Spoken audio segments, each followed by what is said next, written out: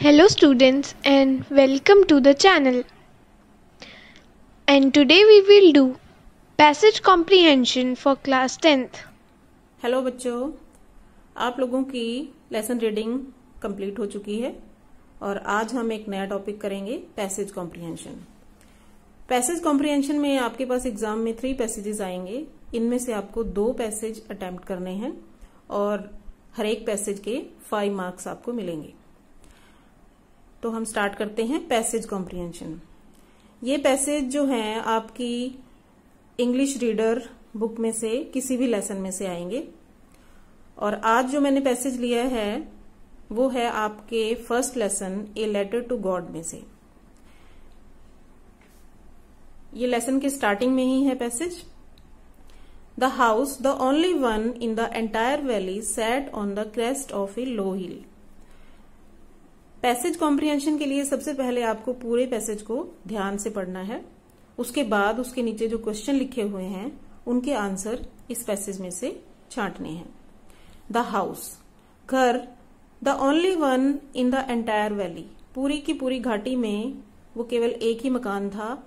Set on the crest of a low hill, एक छोटी पहाड़ी के बिल्कुल टॉप पे वो बना हुआ था। From this height, one could see the river and the field of ripe corn dotted with the flowers that always promised a good harvest. इस हाइट से कोई भी रिवर को देख सकता था and the field of ripe corn, और पके हुए अनाज के फील्ड देख सकता था, खेत देख सकता था।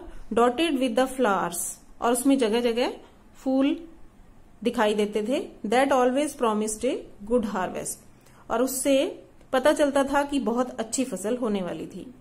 The only thing the earth needed was a downpour और एटलीस्ट ए शावर। धरती को सिर्फ एक ही चीज की जरूरत थी, या तो एक भारी बारिश, डाउनपोर मतलब थोड़ी हैवी बारिश, या फिर एक हल्की बारिश। Through out the morning Lanco, who knew his fields intimately, had done nothing else but see the sky towards the northeast. Throughout the morning, पूरी सुबह लेंको जो था वो जो कि अपने फील्ड्स के बहुत क्लोज था, उसे अपने खेतों से बहुत प्यार था, वो अपने खेतों के बारे में बहुत कुछ जानता था। उसने कुछ नहीं किया सिवाय नॉर्थ ईस्ट की तरफ लगातार वो देखता रहा। शायद वो देख रहा था कि कहीं से बादल आए और धरती को जो बारिश की जरूरत है वो उसकी जरूरत पूरी हो। ये आपका पैसेज जो है मैंने पढ़ दिया है। इसी तरह से आपको पैसेज पढ़ना है, उसके बाद इसके जो क्वेश्चंस हैं वो करने हैं। तो अब हम इसके क्वेश्चन करेंगे। इसमें फर्स्ट क्वेश्चन देखते हैं। फर्स्ट क्वेश्चन है where was Lencho's house. Where means कहाँ। लेंको का घर कहाँ था। तो लेंको का घर कहाँ था इसी पैसेज में से हम देखेंगे।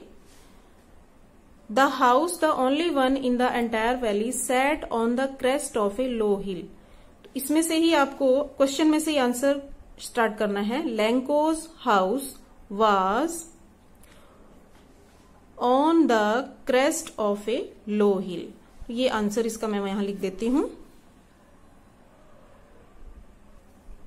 देखिए ये आंसर मैंने यहां लिख दिया है। लेंकोज हाउस वाज, ये फर्स्ट 3 वर्ड्स जो हैं मैंने क्वेश्चन में से ही लिए हैं। Lencho's house was on the crest of a low hill, और ये जो सेंटेंस है ये यहां से मैंने सेलेक्ट किया है, on the crest of a low hill. बस यहां तक आपको लिखना है।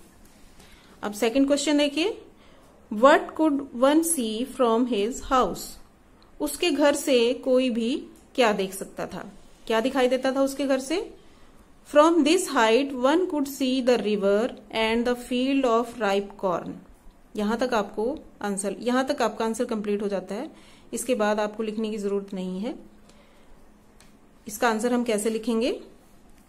वन कुड, जो कुड है वो वन से बाद में लेके आएंगे। One could see from his house, या हिज हाउस को आप इसमें से काट भी सकते हो। One could see from his house the river and the field of ripe corn. इसका आंसर मैं यहां लिख देती हूं। इस सेकंड क्वेश्चन का आंसर मैंने यहां लिख दिया है, one could see the river and the field of ripe corn from his house. Question में जो फ्रॉम हिज हाउस था वो हम लास्ट में ही लिखेंगे। और ये आंसर आपको पता है कि मैंने कहां से लिया है, ये देखिए, one could see the river and the field of ripe corn, यहां तक लिख सकते हैं या इससे आगे भी कंटिन्यू कर सकते हैं, डॉटेड विद द फ्लावर्स, यहां तक भी लिख सकते हैं। नेक्स्ट क्वेश्चन है, थर्ड क्वेश्चन है, did the rainfall fulfil his expectations.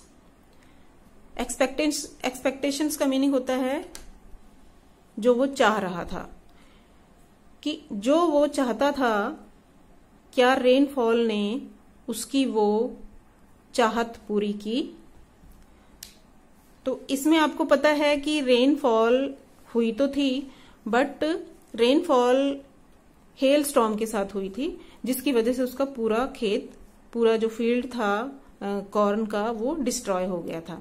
तो इसका आंसर हम लिखेंगे, no, the rainfall did not fulfil his expectation but it destroyed his corn field. इसका आंसर मैं यहां लिख देती हूं। तो इसका आंसर मैंने यहां लिख दिया है, no, the rainfall did not fulfil his expectations. Rainfall ने उसकी एक्सपेक्टेशन पूरी नहीं की, because it came with hailstorm, क्योंकि ये बारिश जो थी वो तूफान के साथ आई, ओलों वाले तूफान के साथ आई, एंड डिस्ट्रॉयड हिज फील्ड, और उसके खेत को पूरा डिस्ट्रॉय कर दिया।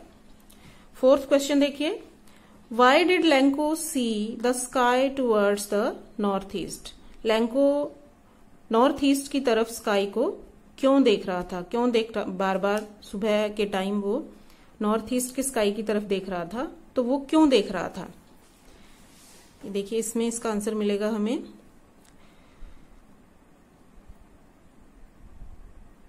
But see the sky towards the north east. तो वो नॉर्थ ईस्ट की तरफ क्या देखने की कोशिश कर रहा था कि उसको कहीं पे क्लाउड्स नजर आ जाएं, जो बारिश वाले क्लाउड्स होते हैं, तो वो देखने की कोशिश कर रहा था। यही लिखना है आपने इसके आंसर में। Lanco saw the sky towards, हमने यहाँ पे देखिए, यहाँ पे सी था, बट हमने आंसर में सा लिखा है, क्योंकि जब यहाँ पे क्वेश्चन में डिड आया हुआ है, तो जब हम इसका आंसर लिखेंगे तो डिड नहीं लिख सकते हम, इसलिए ये डू की सेकंड फॉर्म है, तो आंसर में हम सी की सेकंड फॉर्म बना देंगे। Lencho saw the sky towards north east to see the rain clouds. वो रेन क्लाउड्स को देखना चाहता था कि कहीं से उसको बादल नजर आ जाएं बारिश वाले, तो इसलिए वो बार बार उस नॉर्थ ईस्ट डायरेक्शन में स्काई की तरफ देख रहा था। फिफ्थ क्वेश्चन है, find the word from the passage which means the same as familiarly. यहां पे एक वर्ड लिखा है मैंने, फेमिलियरली। फेमिलियरली के सेम मीनिंग वाला word which means the same, कि फेमिलियरली का जो मीनिंग है उसी मीनिंग का सेम वर्ड आपको पैसेज में से ढूंढना है। फेमिलियरली का मीनिंग पहले आपको पता होना चाहिए। फेमिलियर होता है जाना पहचाना।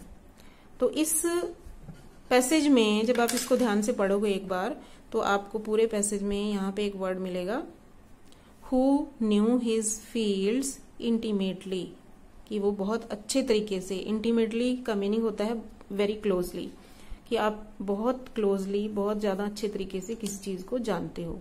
तो इसका आपको आंसर लिखना है, इसका आंसर आपको लिखना है, द वर्ड इज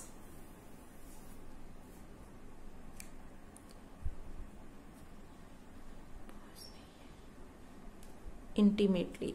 बस इतना आपको करना है। इसी तरह से आपको इस लेसन के बाकी पैसेजेस भी करने हैं। मैं आपको एक पैसेज भेज रही हूं एक्सरसाइज के लिए, वो पैसेज आपको सॉल्व करना है अपने आप। पहले पैसेज को पढ़ना है और उसके बाद आपको उसमें से जो क्वेश्चन लिखे हैं उसके नीचे उनके आंसर उसमें से छांटने हैं।